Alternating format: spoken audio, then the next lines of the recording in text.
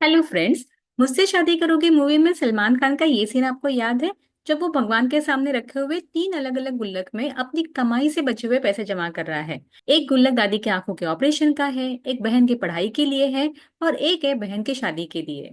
तो बस यही तो है वो रिजल्ट जिसके बारे में आज हम चर्चा करेंगे। So hello friends, welcome you all to day 6 of our 50 day finance challenge. और आज हम डिस्कस करेंगे एक बहुत ही इंटरेस्टिंग और रेलेवेंट कॉन्सेप्ट जिसका नाम है रिजर्व्स और सरप्लस।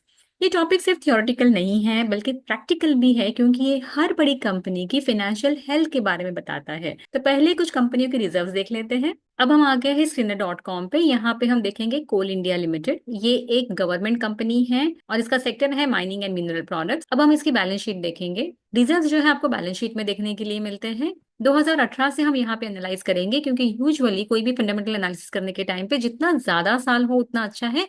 5 साल का एक विंडो बेटर माना जाएगा। तो आप देख सकते हैं यहाँ पे मार्च 2018 से सितंबर 2024 तक share capital, that is equity share capital में कोई भी चेंजेस एज सच नहीं है। जबकि आप अगर रिजर्व्स देखो यहाँ पे, तो रिजर्व्स लगातार बढ़ रहे हैं। रिजर्व्स जो है वो 13,900 करोड़ से 90,000 करोड़ तक बढ़े हैं। और एक एग्जाम्पल यहाँ पे लेते हैं। अब हम देखते हैं HCL टेक्नोलॉजीज। ये कंपनी IT सेक्टर से बिलोंग करती है। अब हम इसके बैलेंस शीट पे जाएंगे और 2018 से इक्विटी शेयर कैपिटल और रिजर्व्स के जो नंबर्स है वो देख लेते हैं। तो 2018 में इनका जो इक्विटी शेयर कैपिटल है 278 करोड़ का था और वो बढ़ के 543 करोड़ तक चला गया है। दैट मीन्स इन्होंने कुछ शेयर्स इशू किए रहेंगे या कोई राइट इश्यूज वगैरह जो है एक्स्ट्रा लाए होंगे, कोई FPO वगैरह आया होगा। और अगर आप रिजर्व्स की पोजीशन देखो, रिजर्व्स जो है इन पीरियड में बहुत ज्यादा फास्ट बढ़ा है। 36,000 करोड़ से ये 68,000 करोड़ पे पहुंच गए हैं। और एक एग्जांपल देखते हैं ऑटोमोबाइल इंडस्ट्री से। हम आइशर मोटर्स का एग्जांपल देखते हैं और हम बैलेंस शीट पे पहुंच जाएंगे। 2018 जो हमने बेस ईयर लिया था, वहां से आप देख सकते हैं कि इनके जो इक्विटी शेयर कैपिटल है यहाँ पे कोई भी चेंजेस नहीं है, लेकिन जो रिजर्व्स है वो 7,000 करोड़ से बढ़ के अभी 19,000 करोड़, दैट इज 18,952 करोड़ पे पहुंच गए हैं। तो आप यहाँ देख सकते हैं इक्विटी के सामने ये रिजर्व्स कितने तो ज्यादा है। और तो और ये शेयर होल्डर्स के नेटवर्थ का एक इम्पोर्टेंट हिस्सा है। शेयर की बुक वैल्यू निकालते वक्त भी रिजर्व्स को कंसिडर किया जाता है। तो है क्या ये रिजर्व्स और कैसे बनते हैं ये, इसका इम्पोर्टेंस क्या है और ये कौन से टाइप की कंपनीज में पाए जाते हैं, तो सभी सवालों का जवाब मिलेगा इसी सेशन में। So let's begin. तो जैसे हमने देखा कि मूवीज में सलमान खान पिगी बैंक में पैसे कलेक्ट करता है और अपनी दादी के ऑपरेशन या बहन की शादी के लिए रखता है। ये स्पेसिफिक पर्पस के लिए रखे गए पैसे एग्जैक्टली उसी तरह है जैसे कंपनी स्पेसिफिक रिजर्व्स क्रिएट करती है। तो पहले तो ये है कि कंपनी के रिजर्व्स कब बनेंगे, तो वह तब बनेंगे जब कंपनी प्रॉफिट करेगी। किसी भी फाइनेंशियल ईयर में अपना प्रॉफिट बनाया होगा तभी तो रिजर्व बना होगा। तो सारे एक्सपेंसेस, इंटरेस्ट और टैक्सेस पे करने के बाद जो बचता है उसे हम अकाउंटिंग और फिनांस के लैंग्वेज में कहते हैं PAT, that is profit after tax. अब ये पैट दो हिस्से में बांटा जाता है। अगर कंपनी के बोर्ड ऑफ डायरेक्टर्स ने डिसाइड किया कि हम शेयर होल्डर्स को डिविडेंड देंगे, तो एक हिस्सा जो है वो शेयर होल्डर्स के जेब में चला जाएगा इन द फॉर्म ऑफ डिविडेंड, और दूसरा हिस्सा जो है वो कंपनी के पास रहेगा इन the form of retained earnings. इसी का मतलब है रिजर्व्स। इसे एक आसान एग्जांपल के साथ समझते हैं जिससे रिजर्व्स के साथ साथ डिविडेंड पे आउट रेशियो और रिटेन्ड अर्निंग्स दोनों भी समझ में आ जाएगा। तो यहाँ पे एक साल में कंपनी ने 100 करोड़ का पैट कमाया। अब क्या होगा कि ये जो पैट है this belongs to shareholders, क्योंकि सभी आउटसाइडर्स पेमेंट जो है वो हो गए हैं बाय नाउ। बिजनेस ऑपरेशंस के खर्चे, टैक्सेस, अगर कोई लोन लिया है तो उसके ऊपर का इंटरेस्ट का पेमेंट, ये सब दे देने के बाद जो बचा है वो तो ओनर्स का ही हुआ ना। लेकिन ये सारा पैसा ओनर्स मतलब शेयर होल्डर्स को नहीं मिलेगा। तो ये कितना मिलेगा इसका डिसीजन कौन लेता है? ये लेगा बोर्ड ऑफ डायरेक्टर्स। तो यहाँ पे बोर्ड ऑफ डायरेक्टर्स डिसाइड करेंगे कि कंपनी के फ्यूचर प्रोस्पेक्ट्स में कितना पैसा चाहिए होगा, कितना पैसा ग्रोथ के लिए अलोकेट करना है, एक्सपेंशन के लिए चाहिए, इन्वेस्टमेंट के लिए चाहिए, इमरजेंसीज के लिए साइड में रखना है। ये डिसीजन बोर्ड मीटिंग में लिया जाएगा और जो बचा हुआ पैसा है वो डिस्ट्रीब्यूट किया जाएगा अमंग द शेयर होल्डर्स और इसी डिस्ट्रीब्यूशन ऑफ प्रॉफिट को हम कहते हैं डिविडेंड। अब यहाँ आउट ऑफ 100 करोड़ से डायरेक्टर्स ने सोचा कि 60% रिटेन करेंगे कंपनी में और 40% डिस्ट्रीब्यूट करेंगे डिविडेंड के फॉर्म में। तो बस यहाँ पे 40% हो गया डिविडेंड पे आउट रेशियो, और 60% जो रिटेन किया है बिजनेस में, इसी को हम कहेंगे रिटेन्ड अर्निंग्स। और इसे बैलेंस शीट में इक्विटी कैपिटल के बाद एज रिजर्व्स रिफ्लेक्ट किया जाएगा, जो हमने अभी देखा। वैसे भी जो हमने कोल इंडिया, एचसीएल टेक और आईशर के रिजर्व्स देखे, वो तो टोटल रिजर्व्स है। लेकिन अगर आप इसका अलग अलग टाइप में डिस्ट्रीब्यूशन देखना चाहते हैं तो आप कंपनी की एनुअल रिपोर्ट की हेल्प से इसे देख सकते हैं।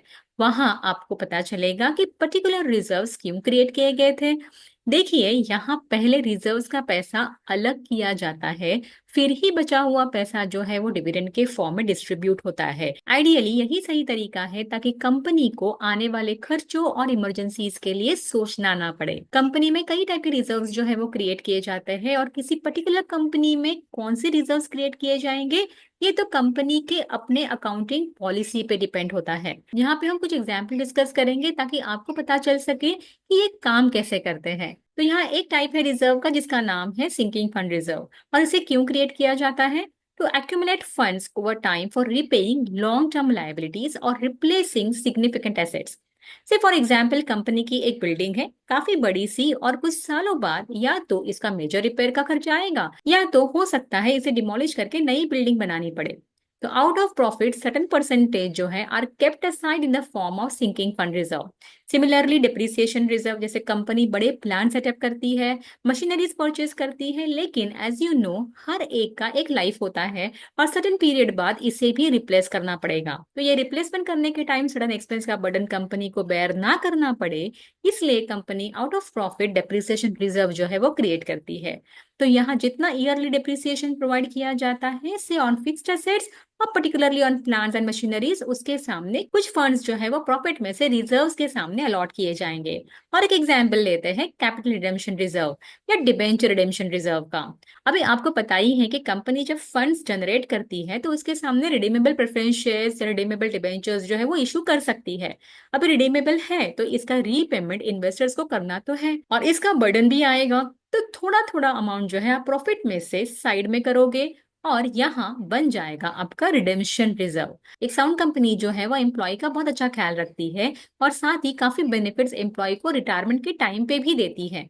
उसके लिए फंड्स रिजर्व करती है, और उसे कहेंगे workmen's compensation reserve. Certain industries like banking and insurance are legally required to create reserves to comply with regulatory guidelines. So yes, even a bank transfers a portion of its profit to a statutory reserve as a part of their banking regulation act. So statute का मतलब है as per law.